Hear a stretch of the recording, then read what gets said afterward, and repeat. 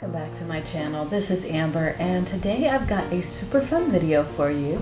I really wanted to make a flower that's just as big as my head. I mean, this one's even bigger. It measures 12 inches across, and it just uses way too much paint. And what could be more fun?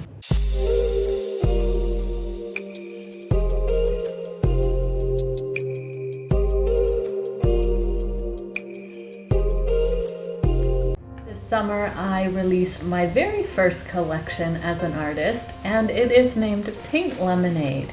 And I chose the name because I was going to be pulling inspiration from my childhood dreams, and I don't like pink lemonade as an adult, but as a kid it was so fun and it was so exciting. And something about being a kid just means you're kind of like a hummingbird. You're just addicted to sugar. I don't know. I don't know what it is about being a kid, but we're weird like that. And I didn't get to have a great childhood, so I really wanted this collection to be all about nourishing my inner child.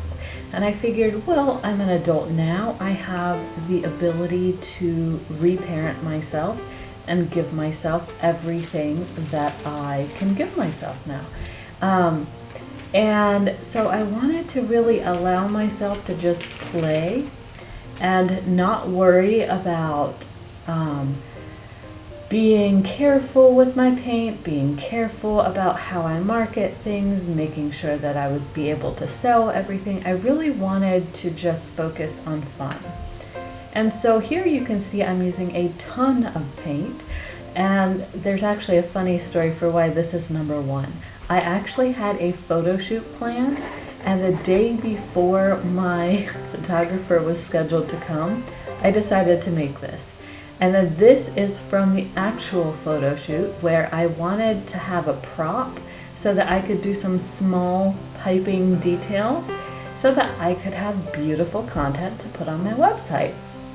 And actually the video of me piping, that is on my website right now. And then we're just gonna bring in the dry version and we're gonna start adding some details.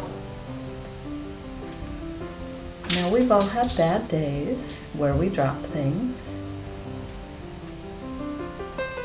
but there are even worse days where you drop things twice. Oh my God, annoying. All right, fresh water, fresh start, let's get it. All right, so now we're just gonna go in and we're gonna start moving some colors around.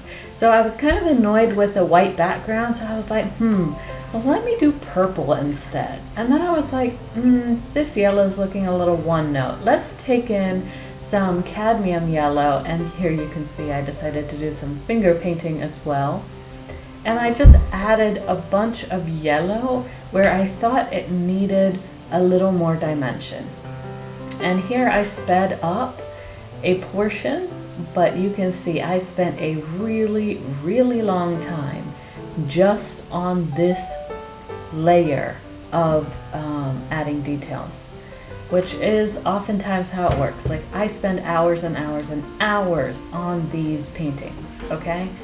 I mean, over the course of time, it will take me months. And so this one actually hung in my house for several months, waiting for me to finish all the rest of the paintings that were going to be in the collection.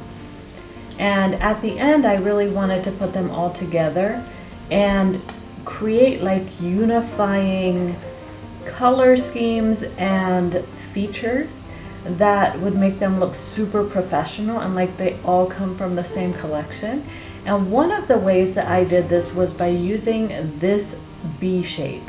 So I made a bunch of bees like this, and then I would step back, look at all my pieces on the wall all together, and I go, okay, is it gonna be too much if I put a bee here, here, and here?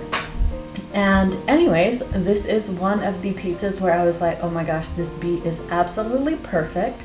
It brings so much focus into this piece that's overwhelmingly pastel. And I really love it. I think it turned out absolutely beautifully. The name for this painting is Make a Beeline for That Flower, and it is available on my website. Bye, thanks for watching.